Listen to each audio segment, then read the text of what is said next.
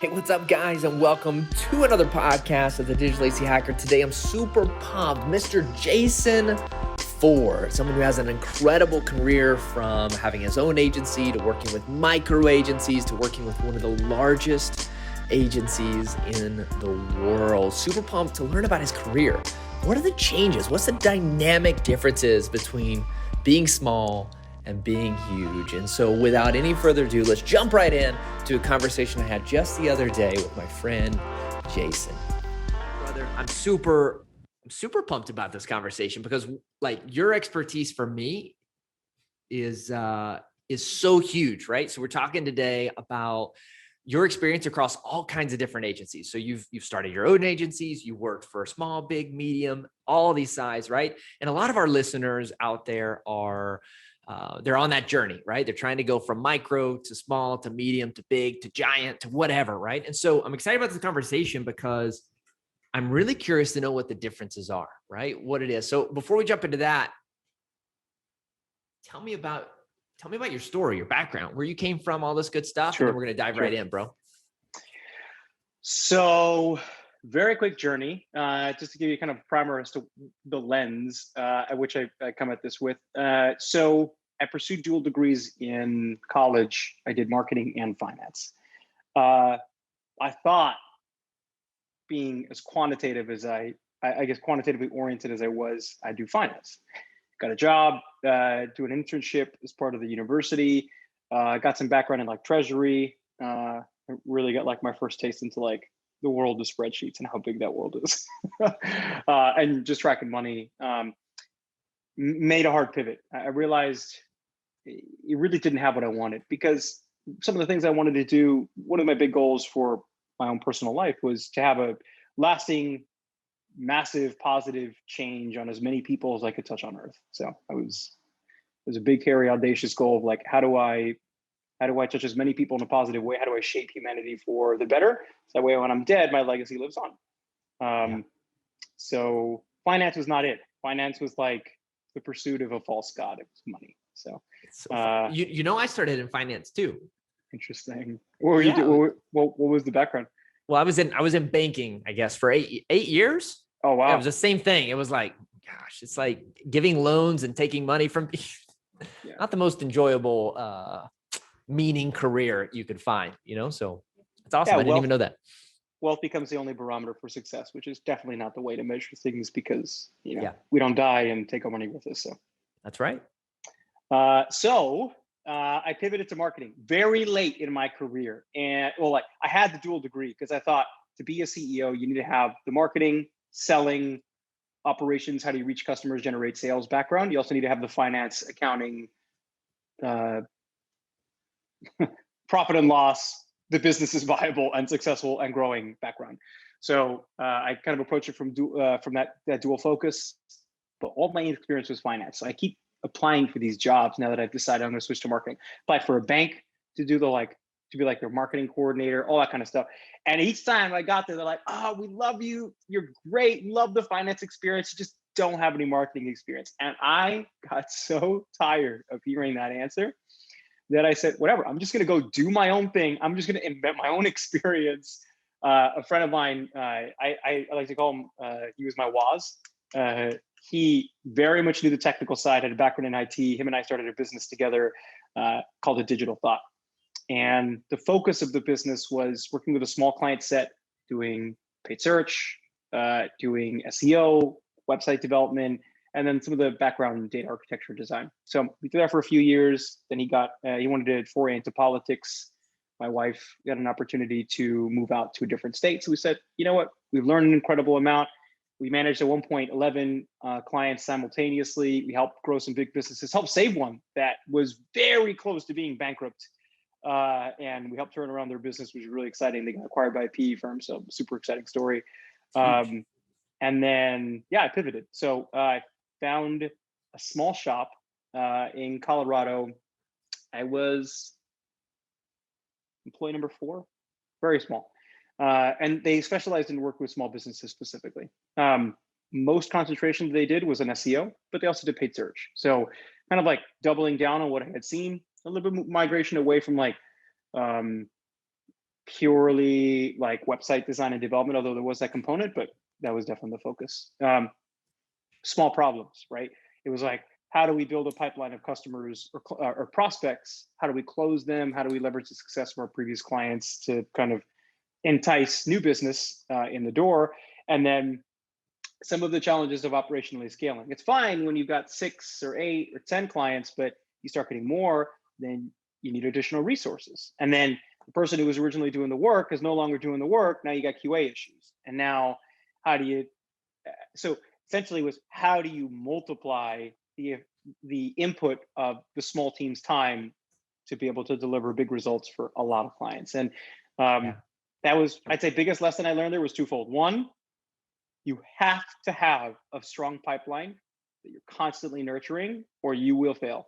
Because we had, I would argue to say, we had all the foundational elements right. We were thinking about SEO in, I would say, we were very much trailblazing back then, because SEO back in, this was 2014, back when that SEO was really a focus on like backlink development. What does your on-page look like? What does your structural SEO look like? Less of a focus on like, I'm going to develop amazing content, use my social network to propagate that content and develop organic link building naturally. Actually, we actually piloted, I was the developer and creator of the first content marketing plan that was specifically designed to help boost SEO. So it was like kind of a mixture of like PR, social, some elements there. So super exciting. But that was lesson one, was got to feed the pipeline, because we had great processes. We did amazing work for our clients, and our processes were such that it was very scalable. I at one point managed 25 plus accounts by myself. My counterpart managed like 27. So, and these included like monthly calls, deep dives into the data and performance story, implementation of the actual SEO and paid search. It was a lot. And we were able to do that scale by using a great vendor network and a great partner, but pipeline killed us. We did not grow. We struggled to grow. And that was such an important lesson. It's actually, whenever I apply for another company, first question I ask is like, tell me about your pipeline. How are you guys vetting sales? Like, what's it look like? What's the process? How many team members do you have devoted to it? Because you want to know a red flag? You got one team member devoted to a pipeline and an organization's way big. You're just like, okay, how's this working? Like, how are you doing this? So, well, so many of us, like as we're as we're growing the agency, you're going to have churn, right? You're going to lose client. It's the nature of the beast, right? Especially if you're working in the SMB world. And so many of us, we hit these plateaus, right? I was just talking to a partner the other day. They've had 10% churn forever. They bring on like 4,000, 5,000 in new revenue a month. And guess what? They just hit 50K. So that 10% churn on average is 5K. They're bringing in 5K. Hello. This is that you got to have. And so what you're talking about there, that pipeline has to start increasing. So as you go from one team member where you bring on one client every 3 months, it's no big deal. You're super involved with those clients. And now, because you have to support a team, you got to support multiple families, you have to think about those ratios of churn rates and sales, right? And as this gets dramatically bigger as you start working with even bigger companies as well, right? But this is the first time you have to deal with it, right? I liken it to like, you're falling forward. You're falling forward into problems. You don't want to be falling backwards, because then you have a huge problem. You want to be like falling forward where your pipeline is strong enough where it's creating new problems and you're forced to kind of tackle them head on. And in some cases kind of plow through. And like, it might not be super pretty at the outset, but you get it done. Worst thing you want to feel like is like, wow, operation, we're just crushing. But each month a client goes for reasons that were outside of our control, or a client, new CMO comes in, decides to shake things up. And like, all of a sudden you're managing fewer and fewer accounts, and you're not really, your margin per head is actually declining. So, what do you think is like, going from that very small agency, micro agency, it's just me, to having 4 or 5 team members, 50 clients or so, what do you think is the biggest thing that like differentiates them from a operational or sales or business standpoint, right? Like both are offering SEO, both are offering Facebook ads. And it may just be what you just said there, maybe pipeline, but what do you think differentiates them in terms of ability to manage a portfolio of 50, 60 versus 5 or 6, 7? I I don't know if your question is directly around this, but I feel like some of the key differences between when you're selling yourself as like the entrepreneur of one versus like I've got a team of 4 to 5 people is when you're selling one, you're selling yourself.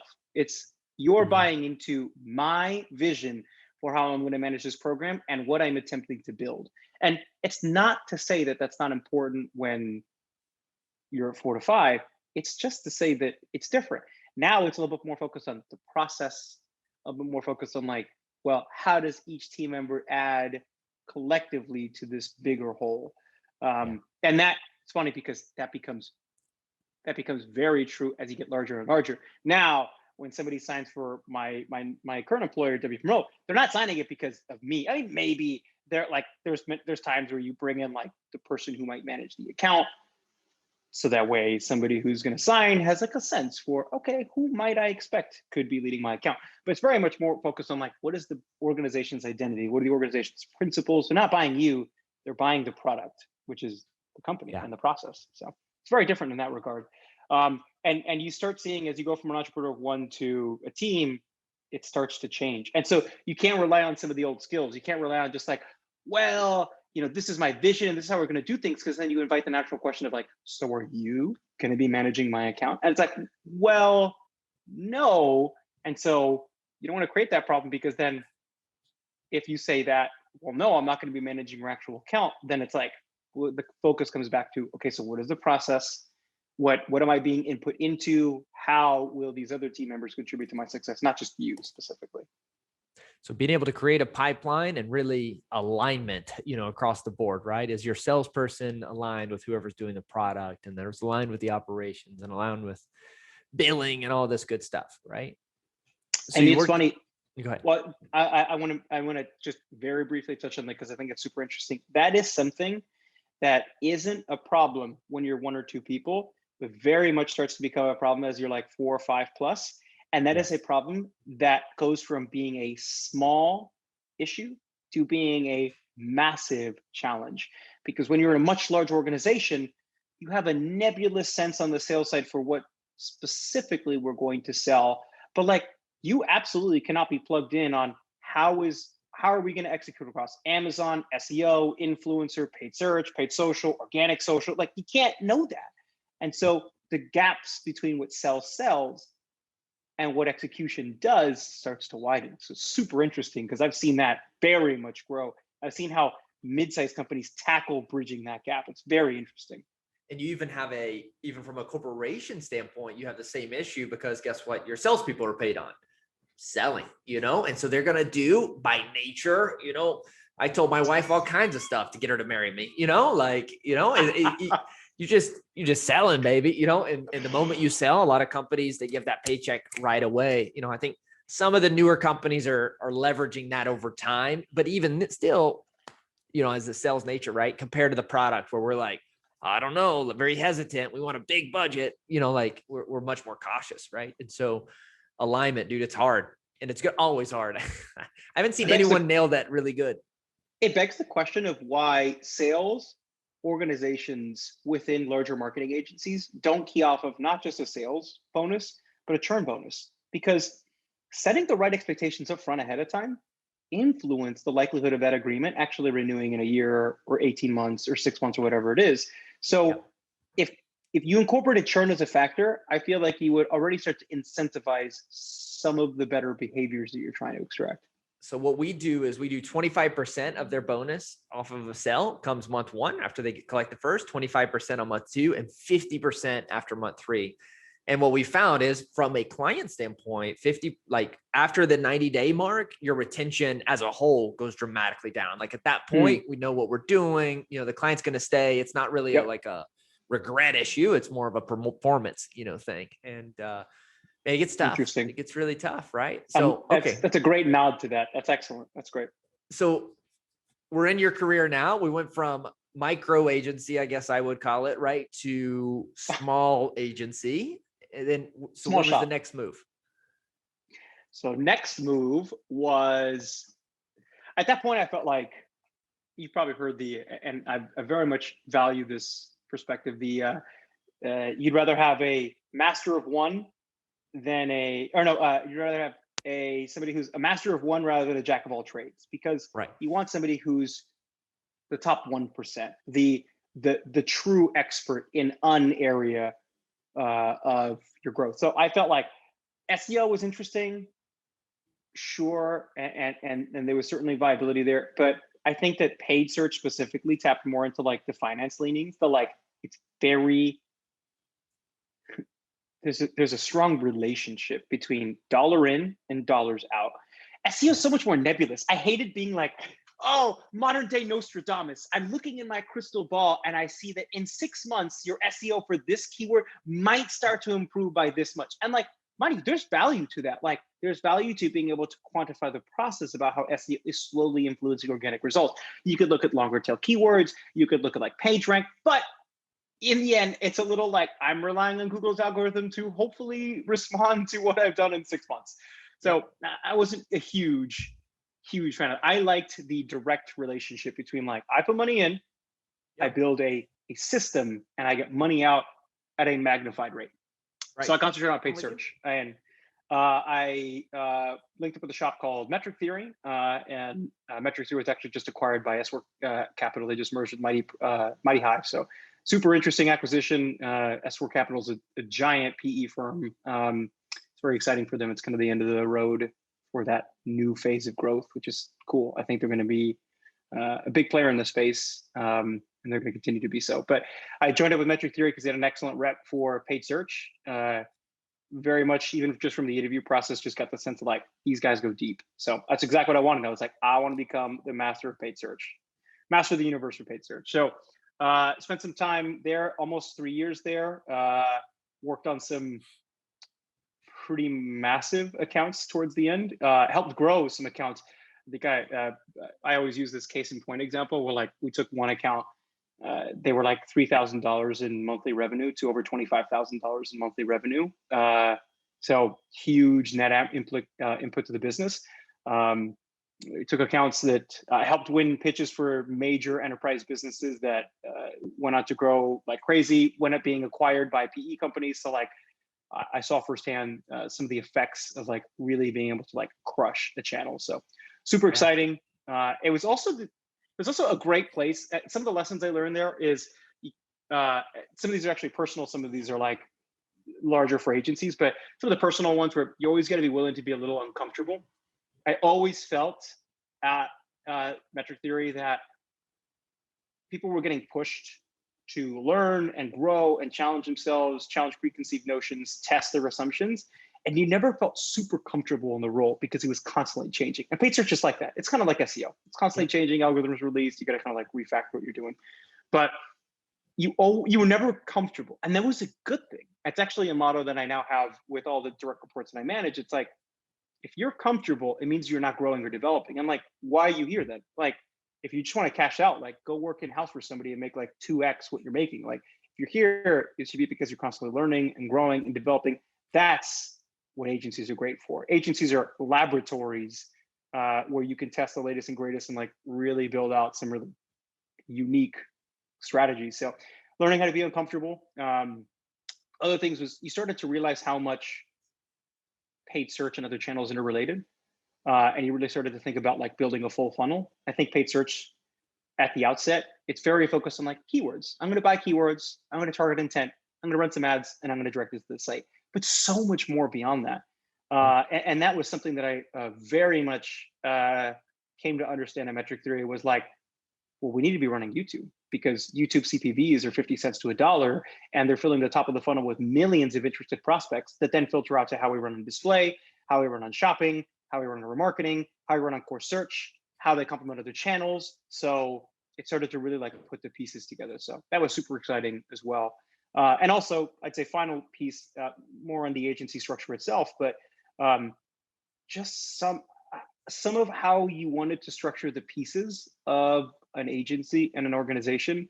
Not to be too specific, I don't want to be too specific, but like, just like thinking about like, how are you building a pipeline of people who will eventually replace you in your role? How are you building a pipeline of people who are learning and training and growing into these new roles, taking on clients that haven't grown as quickly and freeing up other team members that have learned a ton to manage bigger and bigger and bigger accounts. And so that that flow, seeing that firsthand and seeing it done well was exceptional. And I still I consider metric theory's approach to training team members like Nadine and some of the people who were like really responsible for like developing and shaping the training program to be absolute rock stars. Like I learned so much from them in just terms of like how they structured and approached training and development.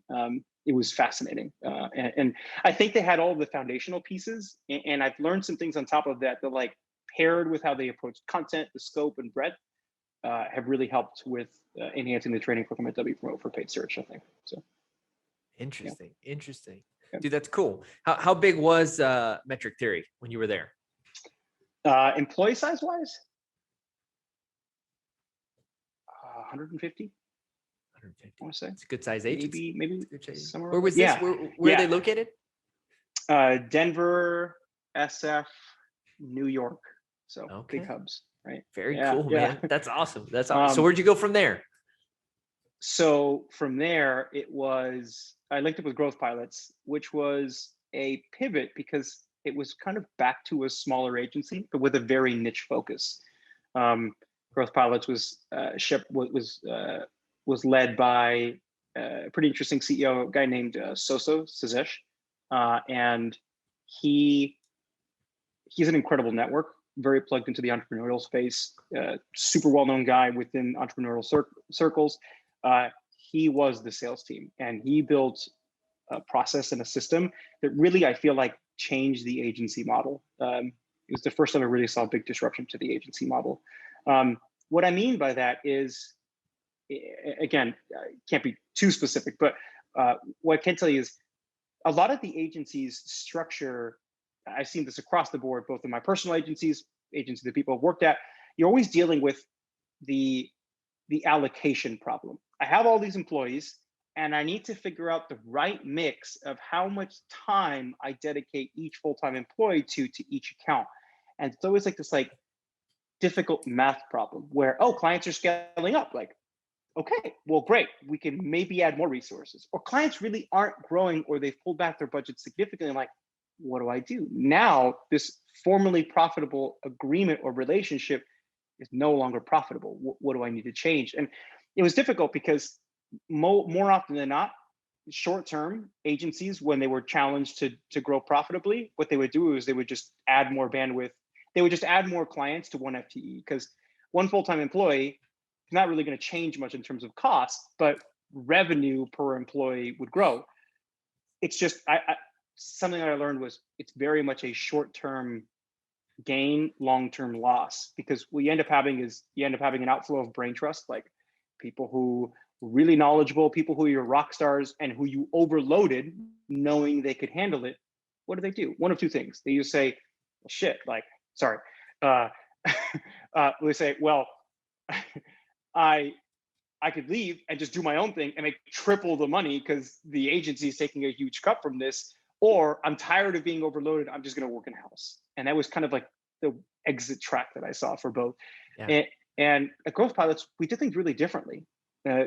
We only staffed 2 or 3 accounts per person, max. We went a mile deep on accounts, but the accounts had to be massive. And the fees that the accounts have to pay in order to be able to do that is larger. You have to pay more because you're reserving more full-time employee time. But I was surprised by that because back at the medium-sized agency, you kind of felt the pressure of like, oh, I don't want to pay more for fees, but it was really because the clients didn't really feel like they were getting necessarily a lot more value out of those fees paid, or they didn't really feel like they were getting a lot more resources added to their program. Whereas we kind of flipped it on its head. We said, look, this guy is going to be almost full-time dedicated to your account. He's going to go a mile deep. Anything that you want, like we were responding to Slacks in 5 to 15 minutes and integrating as closely as possible to clients. Like we would be regularly a part of like their executive calls, their strategic planning. We were regularly on top of industry insights. And so they viewed us as an extension of the partnership, which is super interesting. We ended up growing some incredible brands. We did some work for Postmates. We did some work for Instacart. Some absolutely massive brands that ended up going and becoming rock stars. There's one I can't say, but right now they've grown to own an entire vertical in the entertainment space. They are absolutely just crushing it. Sometimes I look back and like, it's just staggering to watch. They're spending 1,000% more than they were spending just a year and a half ago. So it's pretty incredible just to see some of the growth trajectory of some of these businesses. It was cool because you start realizing if you go a mile deep, how much more value you can get for that business. You start really thinking about the problems in a different way. You don't think about it as like, this is my playbook for managing search. You say, these are the business's most critical issues and problems. How do we circumvent that? How do we break through with either paid search or paid social? Let's write the new playbook for this. Yeah. So very personalized, very specialized. Things I learned was the fee structure that agencies are using does not fully account for how clients are perceiving value. And there's absolutely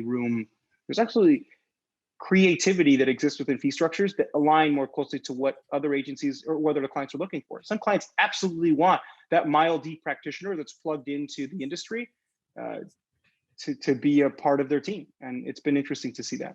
And then Growth Pilots got acquired by Wpromote, so that takes me to the last stage. But yeah, huge. I think going deep is something. It's as you said, it's hard to scale, right? Because you have to have really intelligent human beings on those accounts that really understand not marketing, not PPC, but business, right, as a whole. And so harder to scale, but like you said, huge opportunity. I wonder if their future, or I guess they got acquired, but I wish they would have exchanged revenue plus 1% of equity, just 1%, and all those companies, even the ones you mentioned, would have been pretty big payouts in the end, right? So that's cool. That's awesome, man. And then, so it's interesting you mentioned that. Go ahead. So I'll tell you. So I'm going to tell you about now after, just right after this. But it's interesting that you mentioned that because so you start wondering, well, that seems like a great model. Why don't we do that? The challenge with that model is unlike the mid-size agency process, where it was like account managers were more or less, not to say interchangeable, but they were kind of interchangeable. It was, of course, the reason a client stayed with that mid-size agency was because they trusted the process, whereas you had a little bit of a different kind of take on it with the really specialized role. The challenge you saw was the clients trusted the team that had been built specifically and carved out for them. But the risk is the hit by the bus problem. Or as my mentor said the other day, he's like the won the lotto and went to Bora Bora problem.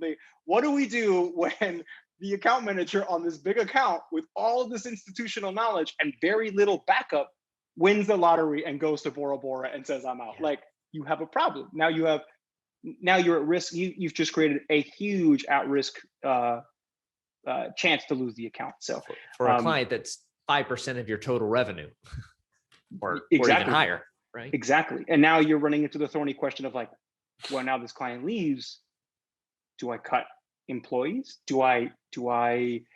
How do I preserve the team's morale and the team's focus and all the institutional knowledge we've developed within these team members when now we've lost 7% of our revenue, right? So it's a challenging.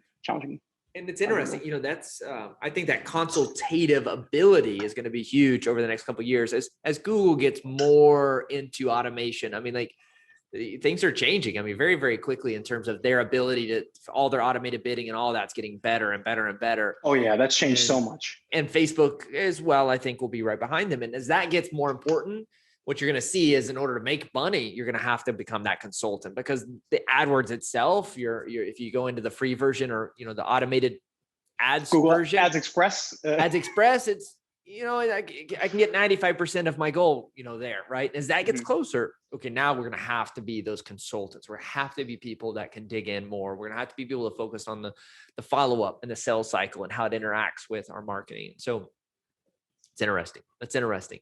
Super. 100% agree. Yeah, it's very much the knowledge worker taking shape as like, well, now it's not just moving levers because I know the platform. It's really thinking like, what do I need to do as a business to grow within this Google Ads tool? So yeah, super interesting.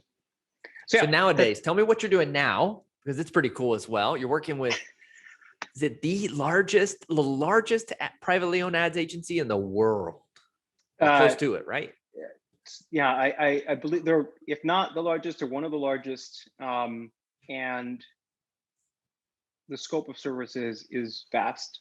We offer tons of different services for business. We kind of like the business model is very much structured to say we can essentially partner with you to own your entire marketing program. And it's entirely different challenges than the ones I experienced at the beginning, because now things like alignment and buy-in on change in new processes, it's not telling 3 people over email or like water cooler conversation, especially now with COVID. It's now like, how do I get 80 to 100 account managers in this department to break old habits that they have very carefully developed and train new ones? It's challenging. How do I get 7 people to carve out enough time to sit down for 30 minutes weekly and exchange information about what they're working on in a way that's conducive to actually helping the program grow? You didn't have that problem. Before it was just 2 people or you. It was just you. So there was no need to have alignment meetings. There was no need to have a central liaison or internal point of contact. There was no need to project manage. Now that's absolutely essential. So super interesting. My role specifically relates to managing the team that works specifically with the growth and innovation division of Wpromote, which is a focus on working with entrepreneurial startup-like companies and helping them scale like crazy. That's amazing. Let me ask you. So one of the things that always surprised me, working with smaller agencies, a lot of times we're always like what we talked before in conversations, right? They're oh man, when I get back that big, I won't have those issues. Oh, when I can hire one more person, I'm gonna da, right? Now, I remember my first time to go to Google, that was my thought, right? Like, oh man, this company has it together. They've got their systems are on point. You start to realize like, man, they got the same exact problems. They're just, as we talked about before, they're just bigger, right? What are some of the things that you've seen that are like maybe misconceptions of like small agencies going, oh, what if, that really isn't a what if in the bigger world? Like things that are definitely just as big, if not bigger, of issues as you get bigger. And there's just part of owning a business, part of being an entrepreneur, part of business. So let's go back to the original comment I made about place number 2, pipeline. So a lot of agencies that are just struggling to get off the ground past themselves struggle with pipeline. It's how do I develop a healthy inflow of new interested prospects, move them to close, and set them up within the program. And you think when you're bigger, it'll be easier. And to be clear, in some ways it is. In some ways, rather than us having to directly outbound sell and pursue contacts to try to get a call, an audit set up, we get more inbound leads. So that's great. That makes things easier. But what you don't realize is now you have a much larger challenge, which is now you have to figure out how you regularly staff accounts at speed and at scale and maintain a certain service level. And here's the worst part is you don't always get to cherry pick now because you've got 6 accounts that are closing within a month. You don't always get to cherry pick who's going to be on which accounts. Do the skills match up the right way? You also don't get to say, well, we're going to hold off, right? Or no, we're not going to be able to do this, because like it's almost like, wait, you guys are a huge agency. Like, what do you mean you can't take on my account until April? Like, what are you talking about? We need to move on this now, right? So you start having problems because now you've got to figure out homes for accounts, and now measuring and assessing bandwidth even becomes a challenge. Whereas before it's a conversation. Maybe you and I are running the paid search team. Okay, great. JC, how you doing on bandwidth? I'm pretty strapped. You probably take 1 account. Okay, great. Well, I can take on 1 account too. Okay, cool. So we have bandwidth of 2 accounts. But now it's, well, if we find support for these other team members, they probably could take on another account. But there's also the prospect of them also, this other account is probably going to grow in Q2. So there's nuance and complexity. So the simple way to say it is you have traded simplicity for infinite complexity in terms of figuring out like how much bandwidth do I have? How many accounts can I staff? Do I have the right training for those team members to take on these specific accounts with these specific problems? Yeah. And is the organizational administrative layer able to support additional accounts and additional team members with new needs, new problems? It's an ever moving problem. That's what I was saying, like falling forward. You're like constantly like addressing the problems you created last month. It's huge. Dude, I mean, I wouldn't have expected you to say that, but I looked at our numbers at Hite a couple of weeks ago, and we've, on average, since we started Hite, we've hired 3 people per month. 3 per month, right? Since the inception of the company. That's a lot of new people, right? That's a lot of new training. And it's a lot of people going, congratulations. And, you know, Dave Ramsey said a joke one time, I think in his book, actually, where, you know, the manager at McDonald's is the guy who's been there 1 month longer, you know, doing fries for 1 month longer. And all of a sudden he's promoted, you know, like, it's like, congratulations, you've been the best content writer for 4 days. You're getting promoted, you know? That's it. You're going to manage a team now. Dude, I mean, I think our quickest promotion is like a week and a half of someone like coming into a role and being like, yeah, we're going to have to grow a little bit quicker, bro. You're moving up and we're moving someone else. You know, it's just part of the beast, right? And what you're talking about there is a serious thing, right? Because it's always this balance of team quality, who's there, who's working, how many accounts, you know, as you get these bigger, you know, you are churning a lot, you know, 300 clients, you're probably going to churn, you know, 20 to 40 clients a month, which means you got to sell 20 to 40 per month. 20, 40 new clients is a lot of work in week 1, week 2, you know, of those clients. So it's huge, man. It's huge. Out of all these experiences, and nobody from your current job will listen to this podcast, I'm sure. Where do you think your favorite range is? That you like the micro or you like the big? I like where I'm nestled at right now because I feel like it's nice. I have, and I think you guys are creating something similar, which is super interesting because I have access to such a wider network of resources, questions that I couldn't solve before, questions that I couldn't chase down, get answers to, understand well. There's a guy for that now. There's a girl for that now. Somebody who's like, well, I've been doing SEO for 10 years. Like I could tell you literally the latest and greatest like today. Like I don't need to go fishing for blog posts. Like there is a person who I can contact on Slack right now. So for anything. But our division is very small. So we get to carve out, we work very closely in unison. I feel like our team is small enough where I very much consider them like a SEAL Team 6. It's like, we all move very much in lockstep. Like if we make a change, everyone feels that change. Like if we decide we're going to change up the format, like everyone kind of moves in lockstep. And it means that you get the nimblest, you get to be nimble, you get the flexibility to make quick, rapid change, but you still have access to a larger organization. That was kind of the exciting part about what Sosa did with supporting the acquisition of Wpromote, of Growth Pilots to Wpromote is I think we got to build a unique division within a much larger organization to say like, we're going to solve specifically the needs of startups and here's how we're going to do it. So super cool. No complaints. Yeah. I love it, bro. Those of you that are listening, actually, this is the second time we've tried to film this podcast because we just got to talking the first time and just kept going and rolling. So your experience, dude, it's awesome, man. I'm super pumped. Where can people connect with you if they want to learn more about what you're doing and up to? Where's the best place? LinkedIn, Instagram. Always can reach out to me on LinkedIn. Haven't been super active on Instagram. Back in the photography. You're not days. On TikTok yet or any? No. Oh no, I can't dance. No way. I love it, bro. Dude, I appreciate your time and your energy. And, we're all learning, right? And we learn through experiences, and you got a lot of different experiences in the agency world. So it's exciting and pumped. I want to have you on again sometime soon to talk even more depth in some of those specific things you said, because I think there's a lot of value there. But I appreciate your time, and it's pumped, dude. I appreciate it. It was a pleasure. Jason, we'll talk again soon. Ciao. See you.